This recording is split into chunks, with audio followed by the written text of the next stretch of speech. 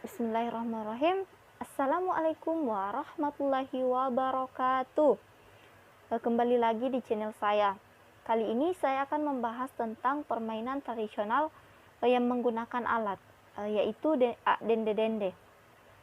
Pertama-tama puji syukur kehadirat Allah Subhanahu wa taala, berkat limpahan rahmatnya lah sehingga saya diberi kesehatan dan kesempatan untuk menyelesaikan tugas olahraga permainan tradisional ini. Tak lupa pula kita kirimkan salam dan salawat kepada junjungan kita, yakni Nabiullah Muhammad Sallallahu Alaihi Wasallam.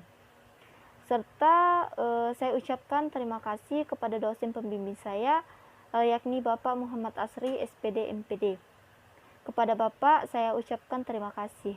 Sebelum saya memasuki materi inti, saya akan membahas atau memaparkan terlebih dahulu latar belakang dari permainan ini, yakni beberapa tahun terakhir membanjirnya jenis permainan modern berbasis teknologi menumbuhkan banyak kekhawatiran di masyarakat akan terlupakannya permainan tradisional yang mengandung banyak sekali nilai sosial, kebersamaan, dan budaya, seperti permainan dende-dende.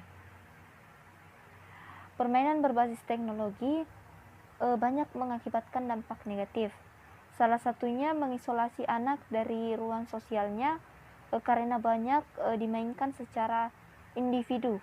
Juga anak meminimalkan gerakan fisik seperti mereka hanya bermain game ataupun sejenis lainnya. Hal ini yang membuat saya ingin membahas permainan tradisional agar anak-anak lebih berpikir dan ingin memainkan permainan tradisional tersebut.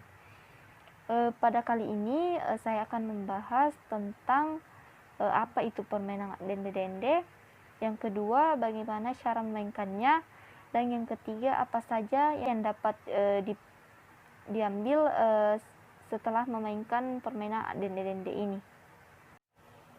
Dalam bahasa Bugis Makassar, dende-dende terdiri dari dua kosakata, yakni ak dan dende-dende. Ak berarti melakukan, dan dende-dende berarti lompat-lompat. Jadi dende-dende adalah permainan yang dimainkan dengan cara lompat-lompat menggunakan satu kaki. Dende-dende secara beraturan atau teknik bermainnya sangat mudah untuk dimainkan. Permainan ini dimainkan mulai dari anak prasekolah sampai anak remaja pun bisa memainkannya.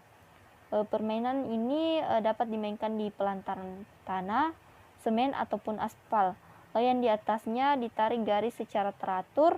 Cukup potongan kayu untuk media lapangan dan tanah, dan kapur untuk lantai beton untuk menggaris.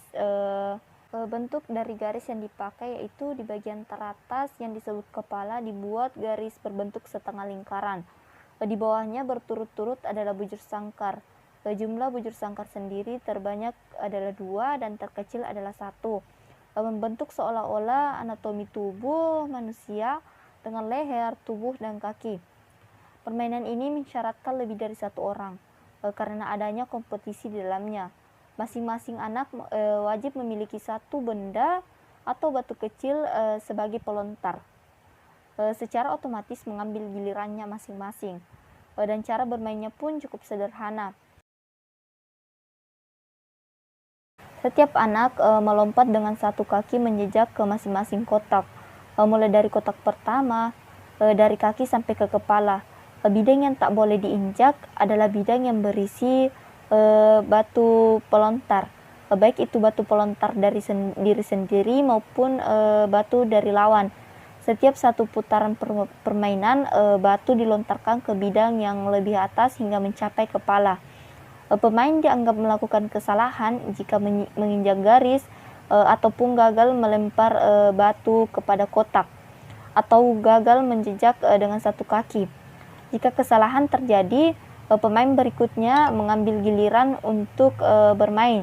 Jika benda mencapai kepala, syaratnya untuk mengambil adalah kembali di jurang yang pertama. Di masing-masing satu kaki, satu kotak kiri dan kanan. Mudah bukan?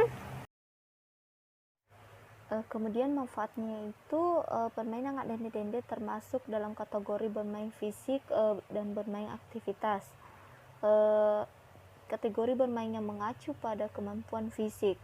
Aktivitas dalam permainan ini sangat baik untuk merangsang kemampuan motorik anak, karena di dalamnya terdapat aktivitas berjalan, melempar, atau dan melambungkan benda.